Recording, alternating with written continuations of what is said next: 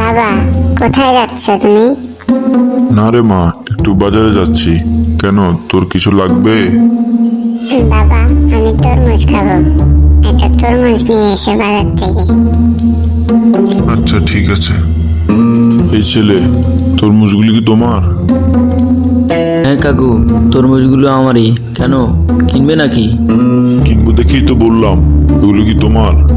এখানে কি আমি ছাড়া অন্য কেউ আছে? তরমুজ তো আমারই হবে। আচ্ছা যাই হোক, তরমুজ কত করে এক পিস? কাকু, তরমুজ বড়গুলো 600 টাকা, ছোটগুলো 300 টাকা। কোনগুলো নেবেন? এই তরমুজটা কত বলো তো? আরে কাকু, তুমি কি অন্ধ নাকি? বললাম না বড়গুলো 600, আবার দাম জিজ্ঞাসা করছো। নিবে নাকি মস্কারি করতেছো কাকু? আরে বাবা, এই ছেলে তো বাড়ি বেয়াদব। কেন কাকু, আমি এখানে বেয়াদবির কি করলাম? তরমুজ নিলে নাও, না নিলে এখান থেকে কেটে পারো। শুধু ঝামেলা করো না তো। তোর মতো বেয়াদব ছেলের কাছ থেকে কে তরমুজ কিনবে? লাগবে না আমার তরমুজ, থাক তুই তোর তরমুজ নি। বেয়াদব ছেলে।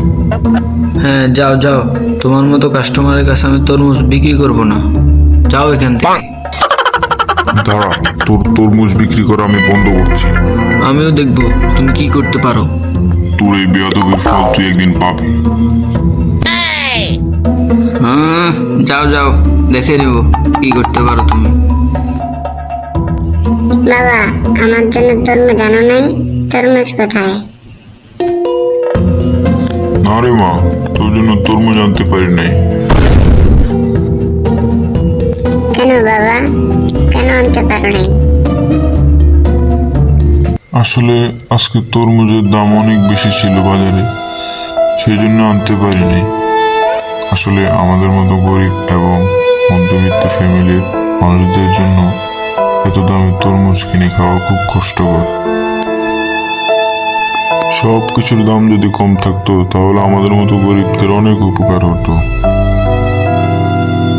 ঠিক বলেছো বাবা, আমাদের মতো অনেক গরিব মানুষেরই কষ্ট হয়। তাই সকল ব্যবসায়ীদের উদ্দেশ্যে একটাই কথা, এই রমজান মাসে অন্তত সকল দ্রব্যের দাম কমিয়ে রাখুন। ধন্যবাদ সবাইকে।